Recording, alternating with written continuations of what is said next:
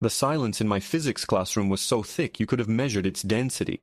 On my desk lay two perfect midterms, each with the exact same impossible error I deliberately planted to catch a cheater. The silence in my physics classroom was so thick you could have measured its density. On the desk in front of me were two midterm exams. Side by side they were a statistician's nightmare, an impossible coincidence. Both had perfect scores, every multi-part problem solved with an elegance that was rare even for my top students. But the damning piece of evidence, the smoking gun, was in question 7b. It was a complex orbital mechanics problem, and I'd made a tiny, deliberate typo in the provided gravitational constant. A single digit, off by less than 0.1%. It was a failsafe, a watermark to detect cheating.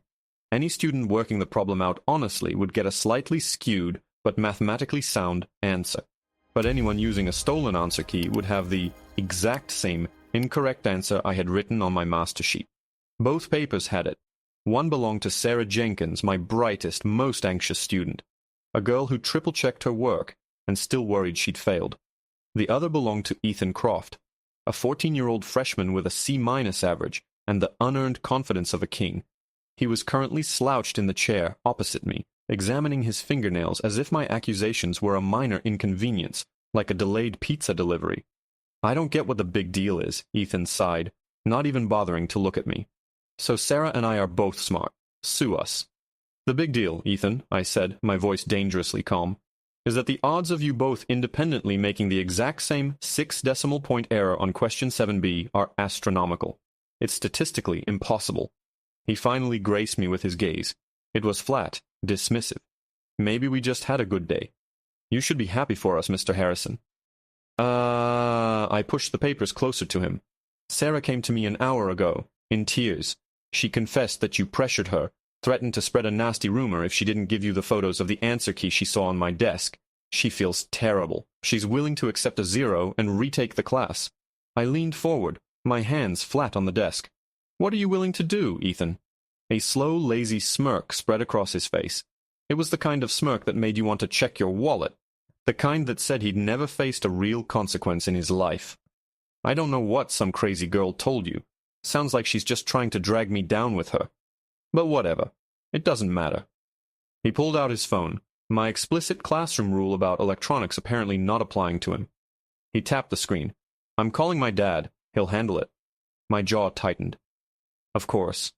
Ethan's father was Marcus Croft, a high-powered corporate lawyer whose name was plastered on a wing of the school library. He was the king of the generous donation, a man who treated the school's administration like his personal concierge service. I'd seen him bulldoze other teachers over lesser issues, and the thought made my stomach clench.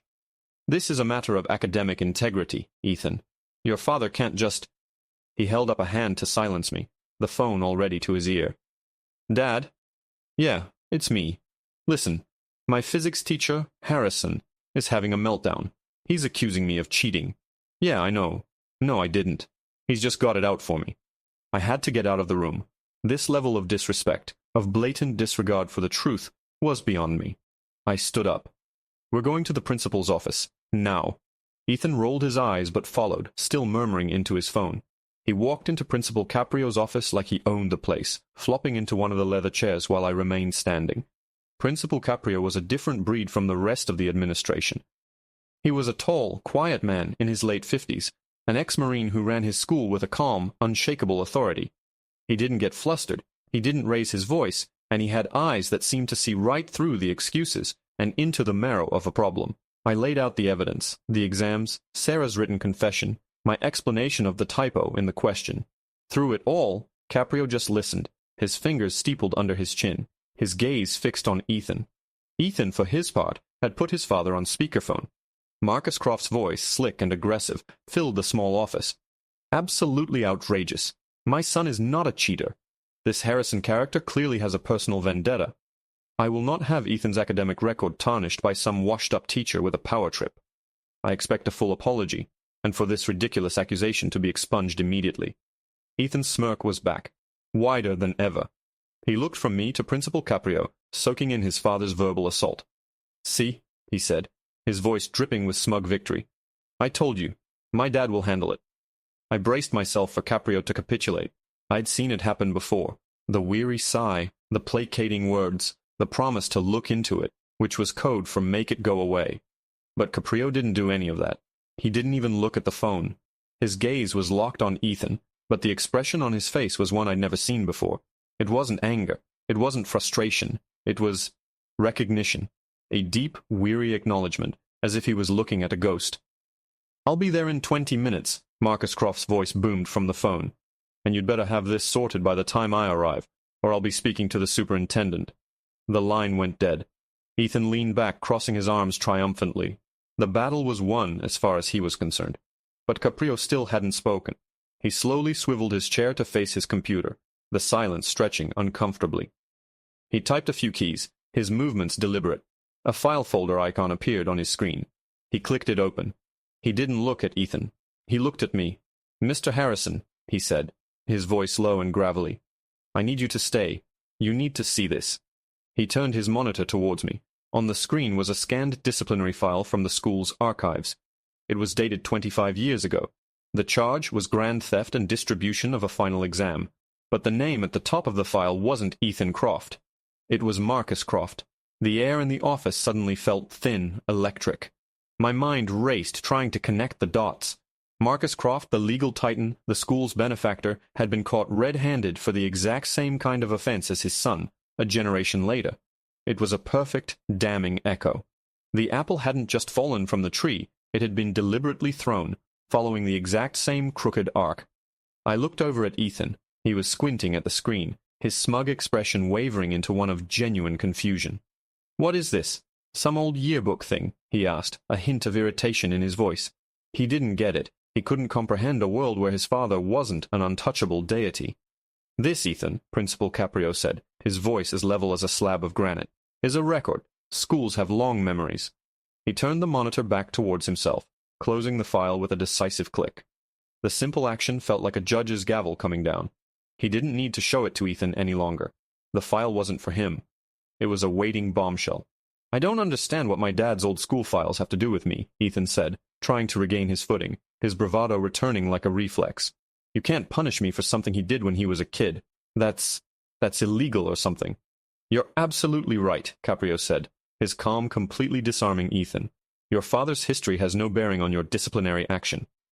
Cheating on a midterm exam, pressuring a fellow student, those actions are yours and yours alone. This," he gestured vaguely toward his computer, "is for a different conversation." Before Ethan could formulate a response, the office door flew open with such force that it bounced off the rubber stopper on the wall. Marcus Croft stormed in. He was exactly as I'd pictured him from his voice, tall, impeccably dressed in a suit that probably cost more than my first car, and radiating an aura of aggressive, expensive entitlement. He had the same sharp jawline as his son, but where Ethan's eyes were vacant, his father's burned with a cold fire. He ignored me completely. His focus zeroed in on Caprio. "Are you Robert Caprio?" he demanded, not waiting for an answer. "I am Marcus Croft. I just got off the phone with the superintendent's office. They are very interested to hear about a teacher at this institution running a personal vendetta against my son. Now what is this garbage about cheating? I want this entire fantasy cleared from Ethan's record, and I want a written apology on my desk by 5 o'clock. He was a hurricane of threats and demands. Ethan puffed up with pride, basking in the protective storm of his father's power. This was the moment he had been waiting for, the part where the little people were put in their place. He shot me a triumphant glare. I felt a knot of dread tighten in my stomach. This man could probably ruin my career with a few phone calls.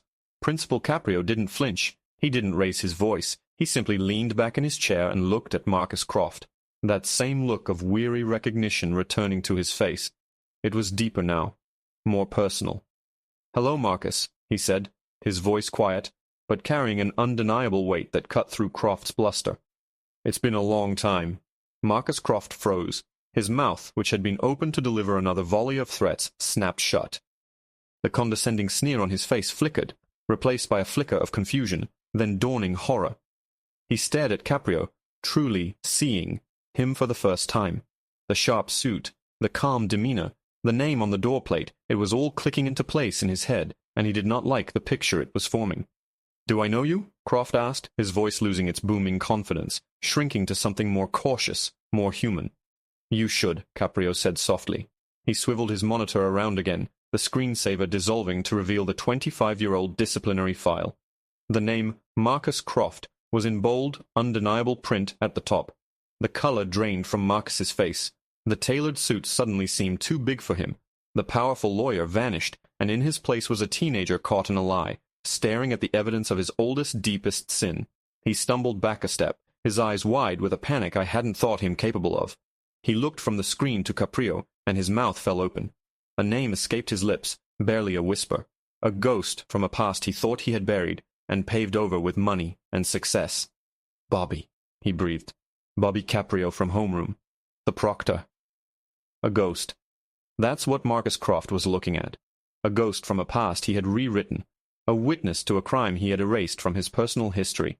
The expensive air of entitlement had been sucked out of the room, replaced by the stale, remembered fear of a high school senior about to have his future incinerated. The student proctor, Caprio repeated, his voice devoid of any triumph. It was a simple statement of fact. I was the one who saw you swap papers with David Chen. I was the one who filled out the report. I was the one who testified to the disciplinary board. Ethan looked back and forth between the two men, his face a mask of bewilderment. What are you talking about? My dad was valedictorian. He gave a speech at graduation. Ace. Marcus flinched as if his son's words were tiny, sharp stones. He finally found his voice, but it was a thin, reedy version of the confident boom he'd entered with. This is insane. This is a personal grudge. You've been holding on to this for 25 years, waiting to get back at me. You're using my son to do it. That's pathetic, Caprio. He was trying to reassemble his armor, but the pieces no longer fit. The threats were hollow, pathetic echoes. This isn't about getting back at you, Marcus, Caprio said, and for the first time a flicker of something hard and cold entered his eyes. It was the look of a man who had carried a heavy piece of injustice for a very long time. This is about a pattern. It's about a lesson that was never learned. A lesson you have now, very carefully, taught to your son. He gestured toward Ethan. The lesson that rules are for other people, that consequences can be handled, that the truth is whatever a powerful man says it is. He leaned forward, and the full weight of his authority, the authority of a principal, a Marine, and an eyewitness, settled on Marcus Croft. Do you remember what happened after that hearing, Marcus? After my testimony? Marcus said nothing. He just stared, his jaw working silently. Your father, a man very much like yourself, came in here, Caprio continued, his voice dropping lower. He threatened lawsuits. He talked about endowments. He made it clear that the school had a choice. It could punish the son of a wealthy and influential family, or it could accept a different version of events. A version where David Chen, the scholarship kid from the wrong side of the tracks who couldn't afford a lawyer, was the sole mastermind. I watched Ethan's face. The smugness was completely gone, replaced by a dawning, sickening understanding. He was finally realizing that this wasn't about a stolen exam. This was about the entire foundation his life was built on. David Chen was expelled, Caprio said, his voice like chipping ice, 2 weeks before graduation. His scholarship to the state university was revoked. I heard he ended up working at his uncle's garage. Also the valedictorian could give his speech. Also Marcus Croft could learn that nothing, not even the truth, could stand in his way. He paused, letting the silence hang heavy and suffocating in the small office. I stayed in education, Marcus. I became a teacher and then a principal, because I never wanted to see a kid like David sacrificed for a kid like you ever again. The final piece of Marcus Croft's composure shattered. He slumped into the chair next to his son, a defeated man. The fight was gone. The only thing left was the stale, bitter taste of a quarter-century-old lie. What do you want? He whispered. Ethan looked at his father, his hero, now small and broken in a leather chair. Dad, he said, his own voice barely audible. Is that true? Marcus couldn't even look at him. Caprio ignored them both for a moment, turning to me. Mr. Harrison, I trust your judgment. What is the standard school policy for cheating and intimidating another student? My voice was hoarse. A 0 on the exam and a 2-week suspension, pending a conference with the parents. That seems insufficient, Caprio said simply. He turned his gaze back to Marcus and Ethan. The look was not one of vengeance, but of profound disappointment. He wasn't just a principal anymore. He was a gatekeeper, standing at a crossroads for this family. Here is what is going to happen, he said, his tone final. Ethan will, of course, receive a 0. But the matter of his suspension is negotiable. I'm going to give you a choice, Marcus. It's not a choice for me or for the school. It's a choice for him. He pointed at Ethan. A choice about what kind of man he's going to be. He stood up, walking to the window and looking out over the school grounds, his back to the broken family. Option 1, he said, his voice echoing slightly against the glass. Ethan is suspended for 2 weeks. The incident is noted on his permanent record. You and I both know you will hire tutors. He will catch up, and life will go on. He will have learned nothing except that his father's past eventually catches up to him. The pattern will continue. He turned around slowly. Or there's option 2. There will be no suspension, no official mark on his record. Marcus looked up, a desperate flicker of hope in his eyes. Ethan leaned forward, confused. Instead, Caprio said, his eyes locking onto Marcus's, "You are going to tell your son the truth, right now. You will tell him, in your own words, what you did to David Chen. You won't soften it, you won't excuse it. You will tell him how you built your life on a lie that destroyed someone else's. And when you are done, you and Ethan will leave this office. You will drive to Sarah Jenkins' house, and you will both apologize to her and her parents. You will not go as a lawyer threatening action. You will go as a man and a father confessing a wrong. The choice is yours, Marcus. His record or your pride." The silence in Caprio's office was no longer just thick. It was suffocating, heavy with the weight of 25 years of buried secrets. Marcus Croft sat there, not as a legal powerhouse, but as a man stripped bare in front of his son, presented with an impossible choice. He could protect his legacy, the carefully constructed image of the untouchable valedictorian, or he could save his son from becoming his echo. For a long, agonizing moment, he just stared at the floor, the polished leather of his shoes reflecting a distorted, broken version of himself. Ethan watched his father, his face a torrent of conflicting emotions, confusion, betrayal, and a sliver of dawning horror. The man he idolized, the man who could handle anything, was crumbling before his very eyes. The foundations of Ethan's world, built on the bedrock of his father's infallibility, were turning to sand. Finally, Marcus took a ragged breath. He looked up, not at Caprio, but at Ethan.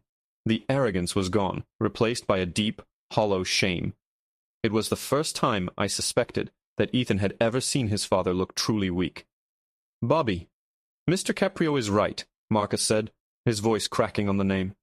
"Everything he said, it's true." He didn't elaborate. He didn't need to. The confession, small as it was, hung in the air like a death sentence for the man he used to be. He then turned to his son, and the words came out in a painful, halting torrent. He didn't spare himself. He told Ethan about the pressure, the fear of not getting into the right law school, the stupid, impulsive decision to steal the exam. He talked about David Chen, not as a faceless victim, but as a quiet, brilliant kid who sat behind him in chemistry, a kid who dreamed of being an engineer. He described how his own father, Ethan's grandfather, had stormed into this very school and systematically dismantled David's future, lie by lie, threat by threat, until Marcus's path was clear. As he spoke, Ethan shrank in his chair. The lazy smirk, the unearned confidence, all of it melted away, revealing the scared 14-year-old underneath. He wasn't just hearing about a cheating scandal. He was hearing the origin story of the privilege he'd always taken for granted, and it was ugly. He was learning that the life he enjoyed had been bought and paid for by someone else's broken dreams. When Marcus finished, he was slumped over, his elbows on his knees, his face in his hands. He looked like a man who had just run a marathon he'd been dreading his entire life. The room was silent again, but this silence was different. It was the silence of a wound being lanced, painful but necessary. "We'll go to the Jenkins house," Marcus said, his voice muffled by his hands. "We'll apologize." He looked up at Caprio, his eyes red-rimmed. "There will be no suspension. This will stay off his record." It wasn't a demand, but a plea. Caprio gave a single, slow nod. That was the agreement. The lesson is more important than the punishment. He walked back to his desk and picked up a slip of paper. "I'll write Ethan a pass to get back to class. And Mr. Harrison," he said, turning to me, "I believe you have 2 midterms to regrade as zeros." I nodded, collecting the incriminating exam papers from his desk. As I turned to leave, Ethan stood up. He didn't look at his father or Caprio. He looked at me. "Mr. Harrison," he said, his voice quiet, almost shaky. "I'm sorry for all of it, for what I said, for trying to handle it." It was the first genuine, uncoerced sentiment I had ever heard from him. It wasn't much, but it was a start. It was a crack in the facade. I appreciate that, Ethan, I said. Now prove it. Do the work. He nodded, a flicker of something new in his eyes. Not arrogance, but maybe, just maybe, determination. I left them there, a father and son sitting in the wreckage of a generational lie, about to take the first terrifying step toward rebuilding something real. In the weeks that followed, the change in Ethan was subtle, but undeniable. He sat in the front row. He took notes. He stopped smirking and started asking questions, tentative at first, then with more confidence. He was still struggling. Decades of coasting aren't undone in a month, but he was trying. He came to me after class one day, holding a quiz with a C, scrolled in red at the top. I don't get this part about angular momentum, he said, pointing to a problem. There was no excuse, no complaint, just an honest admission that he didn't understand. We worked through it together.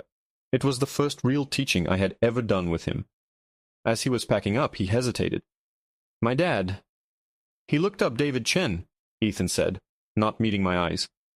It took him a while. Found him in Ohio. He owns a garage, just like Mr. Caprio said. He paused. My dad flew out there last weekend. I don't know what he said, but he's different now. I never found out what happened in that garage in Ohio. Some stories don't get a neat ending, but a few months later, an anonymous donation was made to the school's scholarship fund. It was a massive amount, enough to fund a full 4-year ride for a new student every single year, in perpetuity. It was called the Chen Caprio Opportunity Grant. Principal Caprio never mentioned it. Marcus Croft never took credit for it. But we all knew. It wasn't a solution. It couldn't undo the past. But it was an acknowledgement. It was a lesson, finally learned, not just by a boy in a physics class, but by a man in a corner office. A lesson that had been waiting patiently for 25 years, in a quiet principal's office, for the right moment to finally be taught.